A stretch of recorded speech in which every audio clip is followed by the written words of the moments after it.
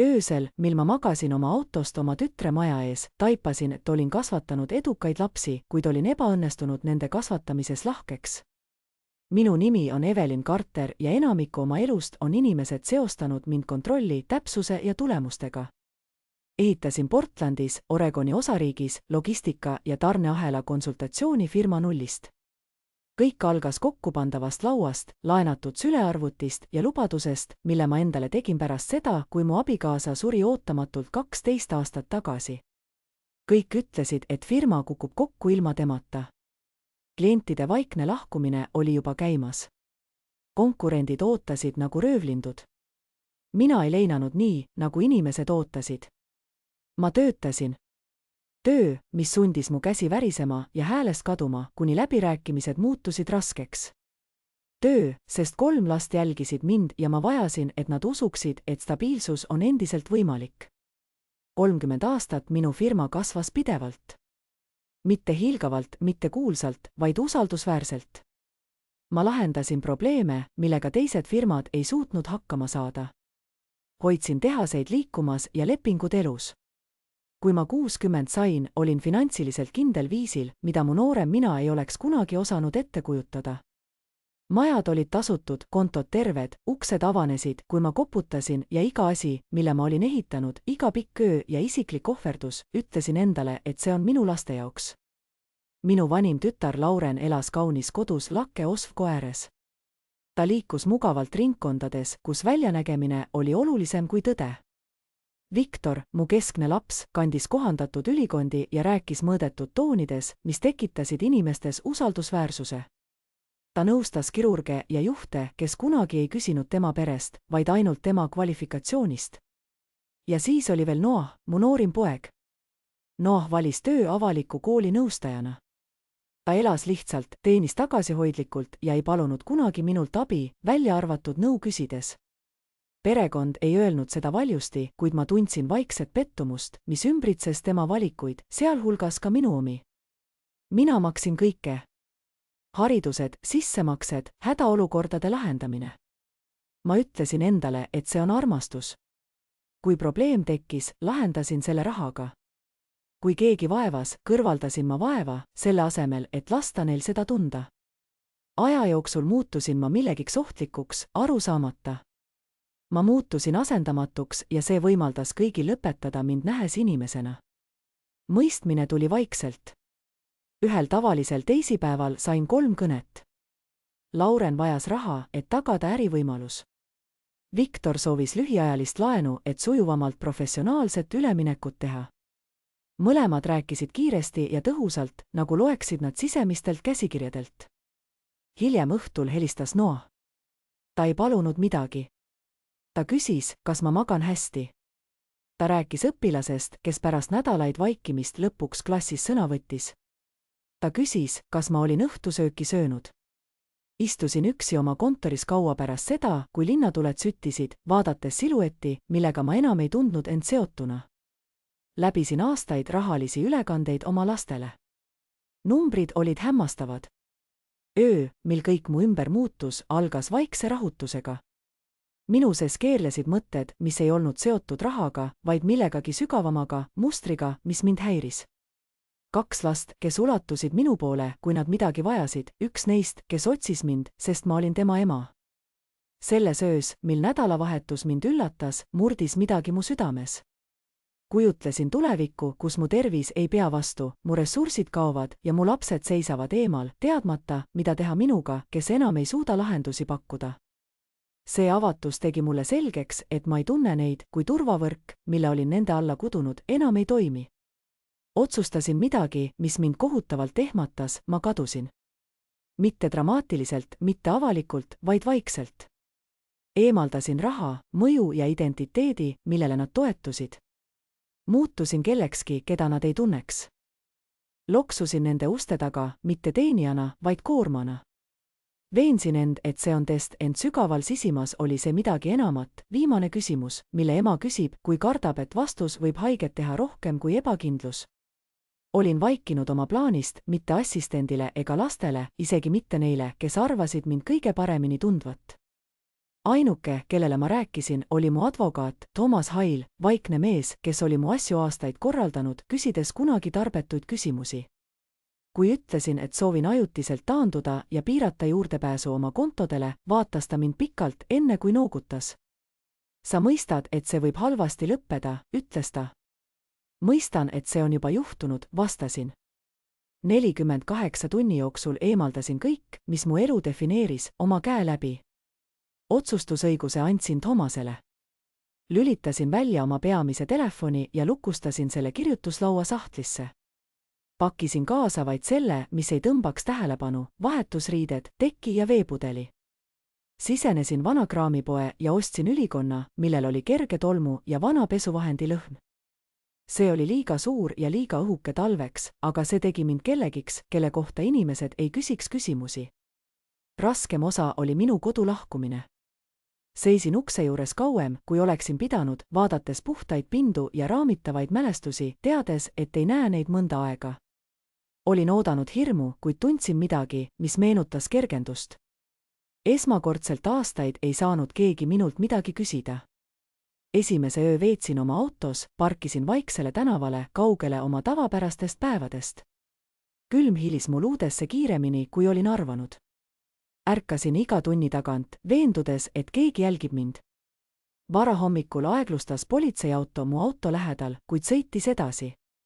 Istusin üles, värisedes, äkki teades, kui habras olin ilma staatuse kaitseta. Teisel päeval hakkasin jalutama. Jalutasin, kuni mu jalad hakkasid valutama ja mu selg põletama.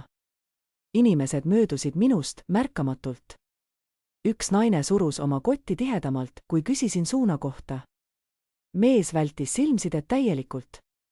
Sain endale odava võileiva, seistes, sest istumine tundus nagu kaotuse tunnistamine. Õhtul jäin avalikku parklasse. Sadu läbi mu mantli õmbluste, leidsin end varjus ja mähkisin end tekki. Olin nagu unenäos, kus autotuled heitsid varjudele liikuvat valgust hallidele betoonseintele.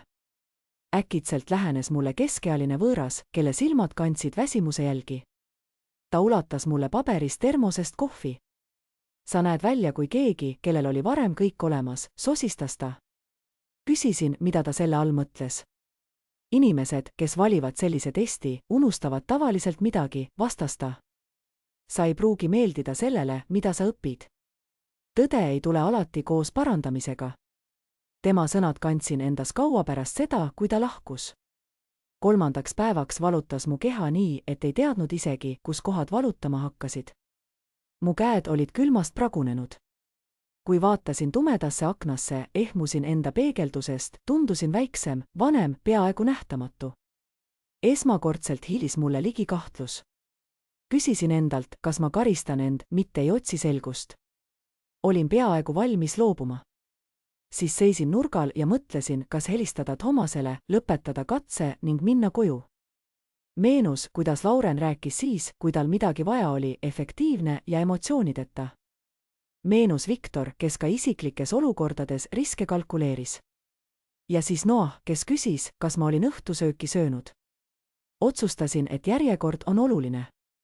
Kõigepealt lähen Laurenile, siis Viktorile ja alles siis, kui mul ei jää enam jõudu teeselda, siis Noahile. Mitte seepärast, et ootasin temalt lahkust, vaid ma kartsin, kui palju see võiks haiget teha, kui ka tema mind tagasi tõukab. Laureni maja asus kõrge raudvärava taga naabruses, kus isegi kõnniteed nägid välja nagu poleeritud. Teadsin iga pöörde sellel teel peast. Olin seda sõitnud lugematuid kordi sünnipäevade, pühade ja kiiruste jaoks, et ära viia asju, mida ta vajas, kuid ei leidnud aega ise järele minna.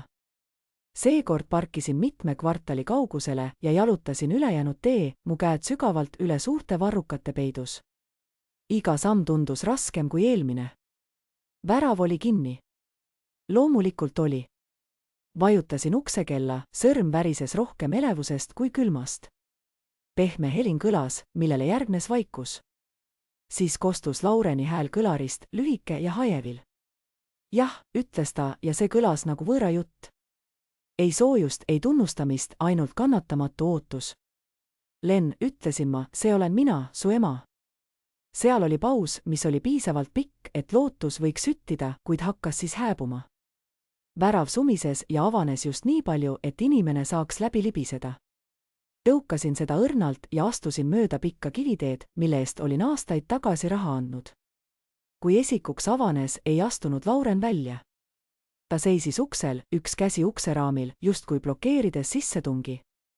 Ta nägi välja laitmatult hoolitsetud, juuksed stiilselt korraldatud, kamps on perfektne. Kõik temas väljendas mugavust ja kontrolli. Tema pilk liikus minust aeglaselt, alates mu kingadest kuni mantlini, peatudes mu õlavarre juures, vältides mu nägu. Mida sa siin teed, ema, küsis ta, häält alandades. Rääkisin talle loo, mida olin harjutanud. Olin kaotanud kõik. Äri oli kokku kukkunud, mul polnud kuhugi minna ja ma palusin lihtsalt ühte ööd või kahte, et leida endale uus suund. Ta ei katkenud mind. Ta ei lohutanud mind. Ta heitis pilgu üle õla maja sisemusse ja seejärel tagasi tänavale. Tundsin seda pilku kohe ära, see oli nagu keegi, kes kaalub, kui palju ta end avab. See ei ole hea aeg, ütles ta lõpuks. Meil on hiljem külalised tulemas. Nood sõnad jäid mu südamesse kumisema. Notsisin ja vastasin, et saan aru. Rääkisin, et saan magada kus iganes, diivanil, garaažis ja lahkun varakult. Keegi ei teaks, et ma seal olen. Tema näos märkasin pinget. Emme, sa ei saa siin olla. Inimesed räägivad. Sa tead, kuidas see naabruskond on ja ausalt öeldes ei ole see stress hea ei sulle ega meile. Meile. See sõna kõlas nagu rusikas mu südames. Ta nihutas kaalu ja ristis käed, nagu lootes end kaitsta. Nägin, kuidas ärritus vilksatas tema näos, kuid see varjati kiiresti murega. Sellistes olukordades on ressursse, jätkas ta. Varjupaigad, organisatsioonid, ma saan aidata sul leida numbreid, kuhu helistada. Palusin tal vaadata mind. Ta ei teinud seda. Tuletasin meelde asju, mida polnud kunagi varem kasutama hakanud. Koolituskulud, sissemakse, ööd, mil olin ärkvel oodates, et ta turvaliselt koju jõuaks, puhkused, turvalisus, mida olin püüdnud talle anda. Tema silmad muutusid kõvaks. See oli sinu valik, ütles ta vaikselt. Sa tegid alati asju omamoodi. Sa ei saa oodata, et ma oma elu ümber korraldaksin, kuna sa tegid vea. Viga. See on see, milleks mu meeleheide oli saanud. Tundsin, kuidas mu rinnus midagi muutus, nagu väike rebenemine, mida ei osanud nimetada. Palusin tal taas, et lubaks mul jääda vähemalt üheks ööks. Ta raputas pead. Mul on kahju, emme. Tõeliselt on, kuid see ei tohi muutuda olukorraks. Uks sulgus aeglaselt ja põhjendatult. Luku klõpsamine kõlas nagu viimane hääl. Seisin seal kauem, kui oleksin pidanud, vaadates puidutekstuuri, mida olin kunagi imetlenud, kui maja oli uus. Kui lõpuks ära pöörasin, ei tundnud ma viha. Tundsin leina. Mitte mugavuse pärast, mida olin kaotanud, vaid tütre pärast, keda ma enam ei tundnud. Victori maja oli täiesti erinev Laurensi omast. Kui Laurensi kodu kiirus elegantsi ja kuuluvust, siis Victori oma näitas distantse ja efektiivsust. Klaas, teras, teravad jooned. See nägi välja vähem kui elukoht ja rohkem kui avaldus, mida oli mõeldud imetlemiseks väljastpoolt. Seisin kõnniteel mitu sekundit, enne kui astusin ukse poole, rahustades oma hingamist ja valmistudes vastuseks, mis mind seal ootas. Kui helistasin uksekellale, avanes uks peaaegu kohe. Victor vaatas mind, nagu püüaks ta lahendada mõistatust, mis ei sobinud ühtegi tuttavasse kategooriasse. Tema silmad kitsenesid, skaneerides mu mantlit, kingi ja kehahoiakut. Emme, ütles ta lõpuks. Mis sinuga juhtus? Lühikeseks hetkeks lõi lootus taas leegitsema. Tema hääles oli üllatust, võib-olla isegi muret. Ta astus kõrvale, tegi märku, et ma siseneksin kiiresti ja sulges ukse ettevaatlikult, justkui varjates mind, mitte tervitades. Seisin esikus, teadmata, kas astuda edasi või jääda paigale. Ruumi lõhn oli kergelt desinfitseeriv ja kallis parfüüm, kõik oli laitmatus korras. Istu, ütles ta, viidates hägusesse suunda ukse lähedal asuvale pingile. Istusin. Räägi, mis toimub. Ja rääkisin talle oma loo, kokkuvarisemisest, kaotustest, öödest, mil ei olnud kohta, kus pead toetada. Hoidsin oma häält rahulikuna, kuigi käed värisesid. Victor kuulas, käed ristis, tema kaal liikus ühest jalast teisele. Nägin peaaegu, kuidas tema silmade taga arvutused käisid. Kui olin lõpetanud, hingas ta aeglaselt välja. See on keeruline, ütles ta. Mul on kohustused, kannatlikkus, partnerid. Ma ei saa lubada, et selline asi muutub nähtavaks. Nähtav. See sõna kajas mu mõtetes. Rääkisin talle, et vajan vaid kohta, kus ööbida. Lubasin, et lahkun hommikul, enne kui päike tõuseb. Ta raputas pead. See ei ole realistlik. Inimesed märkavad asju ja ma pean kaitsma oma professionaalset mainet. Sa mõistad, kuidas neid olukordi võib valesti tõlgendada. Ta ulatas oma jakist rahakoti. See oli elegantne ja kallis, selline, mis tegi avalduse isegi suletuna. Ta luges hoolikalt mõned rahatähed ja hoidis need minu suunas, samas astumata lähemale. Võta see. Mine kuskile sooja. Puhasta end. Kui oled paremas olukorras, saame rääkida võimalustest. Vaatasin raha, mis tundus raskem, kui see peaks olema. Sa tahad, et ma lahkuksin, küsisin. Ma tahan sind aidata viisil, mis on mõistlik, vastas ta. See on parim, mida praegu teha saan. Küsisin, kas ta mäletab, kuidas ta oma litsentsieksameid õppis minu köögilaual. Kas ta mäletab öid, mil tõin talle süüa, kui ta unustas süüa. Kuidas ta kartis läbi kukkuda ja ma ütlesin, et leiame koos lahenduse, ükskõik mis.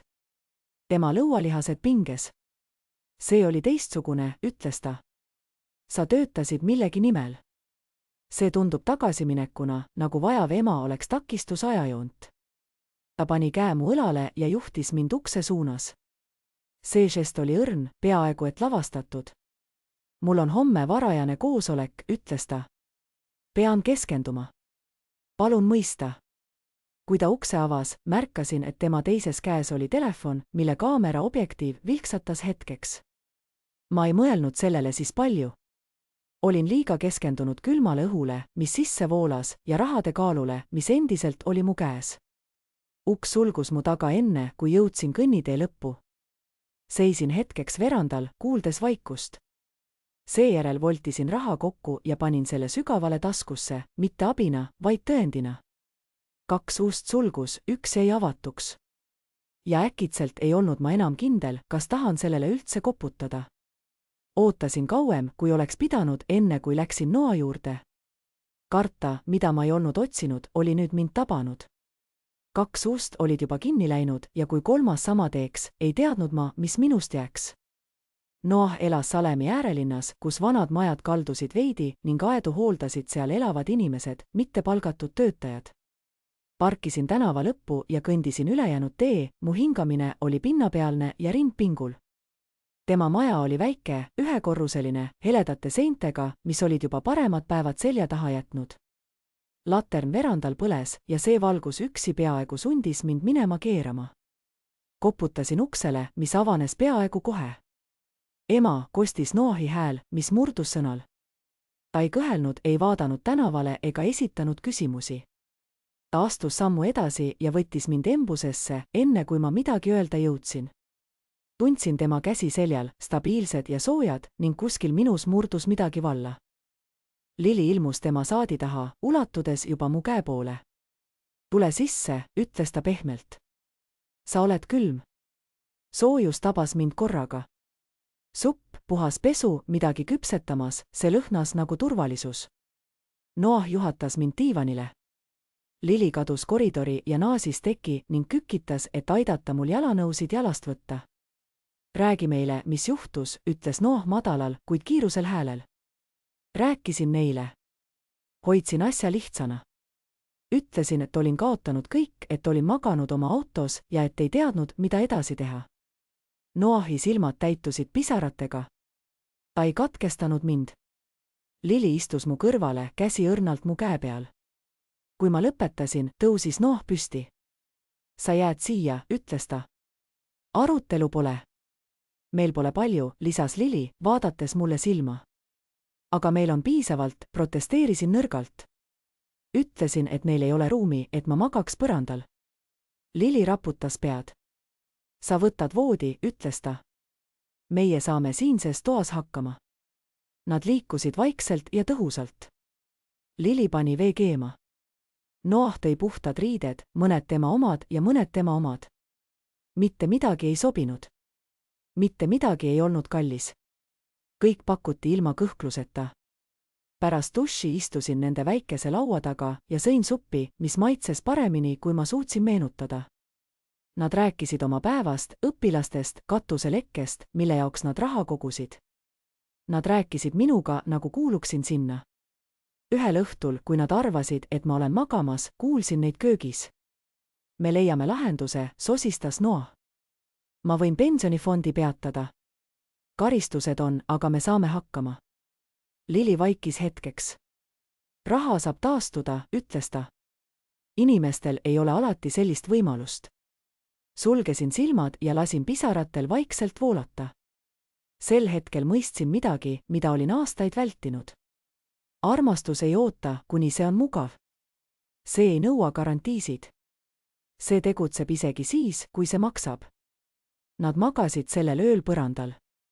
Mina lebasin nende voodis, vaadates lakke, ületatud tõe tõttu, mida ei saanud enam eitada.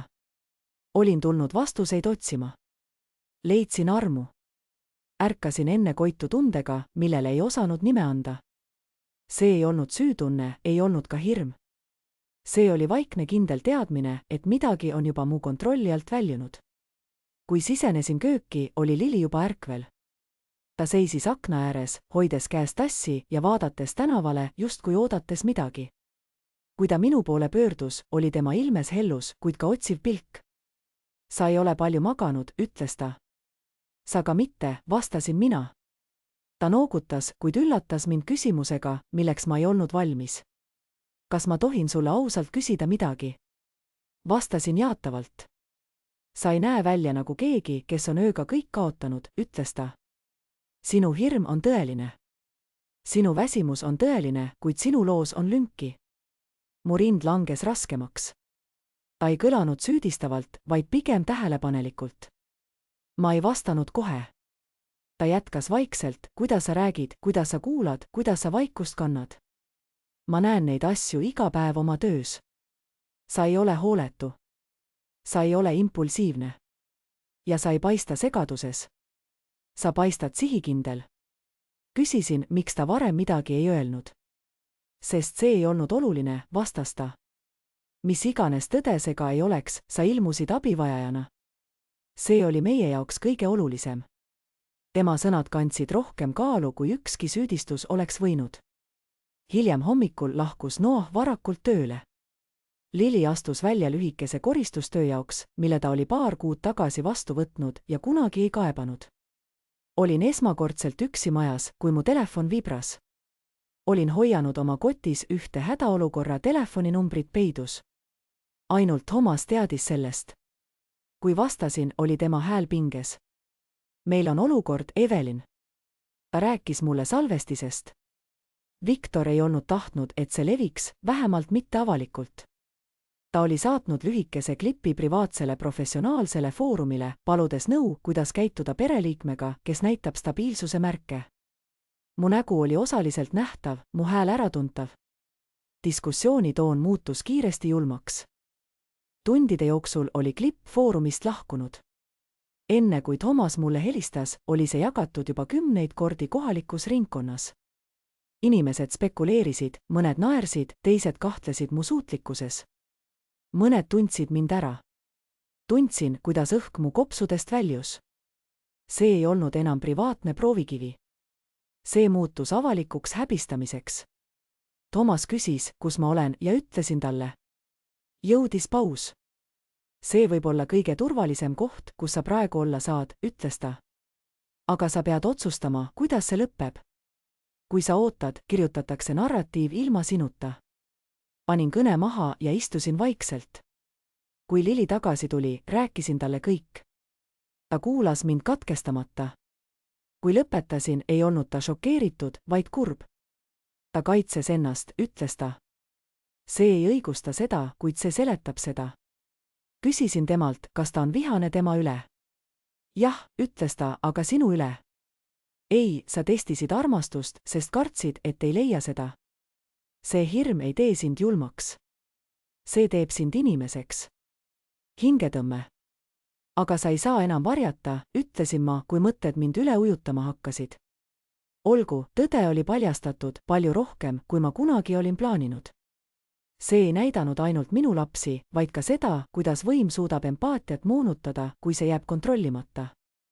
Nüüd pidi tõde välja tulema enne, kui vale mind täielikult neelaks. Helistasin Thomasele tagasi. On aeg, ütlesin. Too kõik, kuid mitte karistamiseks, vaid silmitsi seismiseks. Kui lõpetasin kõne, pani Lili oma käe minu käe peale.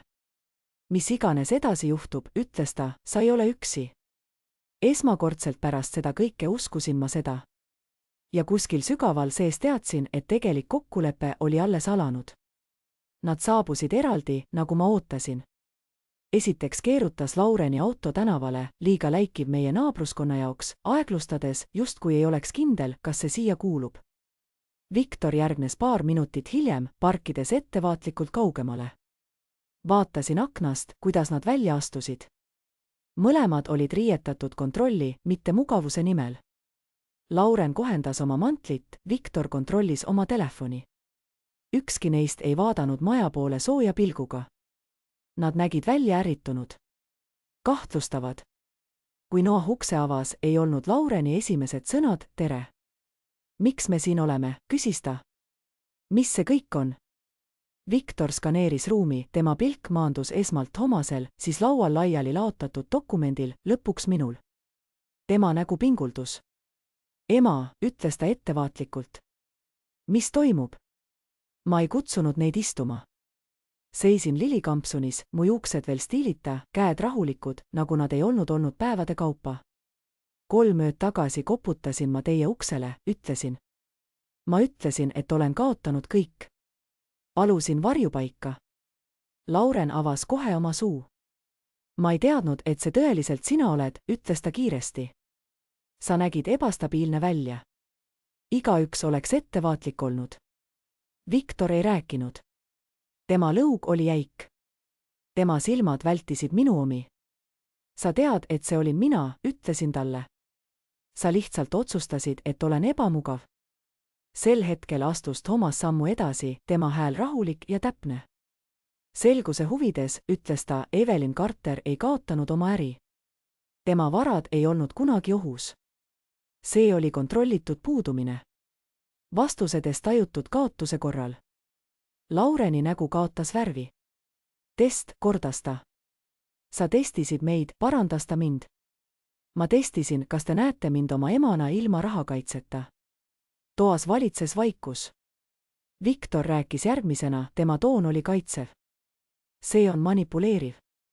Sa panid meid võimatutesse olukordadesse. Ei, ütlesin. Ma panin teid ausasse.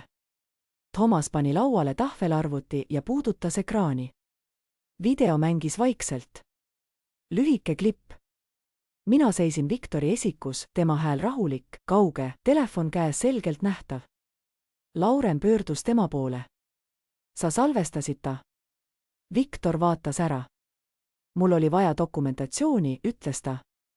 Kui see eskaleeruks, kui su ema hakkaks probleemiks, ütles Lili vaikselt. Just sel hetkel toimus midagi. Lili astus edasi. Ei olnud vihane, ei olnud valju. Ma teadsin, et midagi on valesti, kui ta saabus, ütles ta.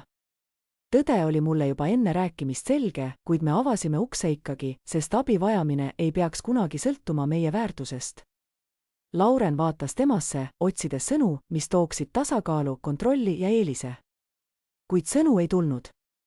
Siis rääkis Noah, tema hääl värisemas, kuid samas kindel. Ma veetsin aastaid, arvates, et olen pettumus, see, kes ei vasta pere ootustele. Aga kui ema ilmnes hirmunult ja külmana, siis ainus standard, mis loeb, on see, kas me armastame teda piisavalt, et tegutseda. Laureni silmad täitusid pisaratega. Ma kartsin, ütles ta. Ma ei tahtnud, et inimesed näevad teda sellisena. See ongi probleem, vastasin mina. Sa kaitsesid oma mainet, mitte oma ema. Thomas köhatas. Evelyn oli algselt plaaninud täna oma pärandusdokumente muuta, et Lauren ja Viktor täielikult välja jätta. Lauren ahetas. Viktor tõstis lõpuks pilgu, hirm tema näos murdes tema rahu. Aga ta on valinud teistsuguse tee, jätkas Thomas. pärand on külmutatud. Tingimuslik. Tingimuslik. Kuidas, küsis Viktor. Vastutuse, vastasin ma, räägin teraapiast, teenusest, ajast, tõelisest pingutusest, mitte vabandustest, mis on öeldud kaotuse hirmust.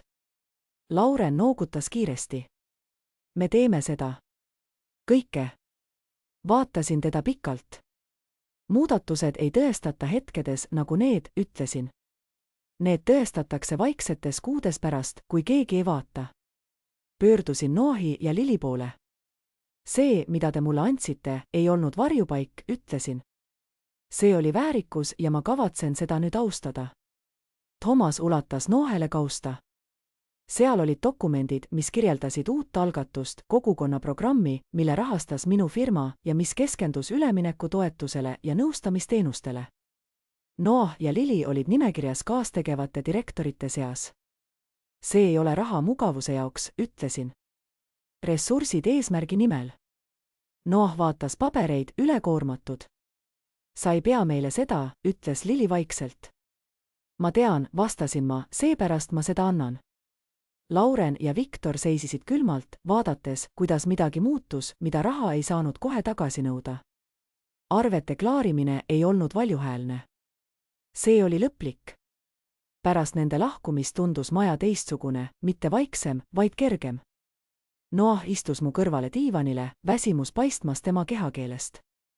Lili liikus köögis ringi, pestes tasse, mida ei olnud vaja pesta, andes kõigile ruumi hingamiseks.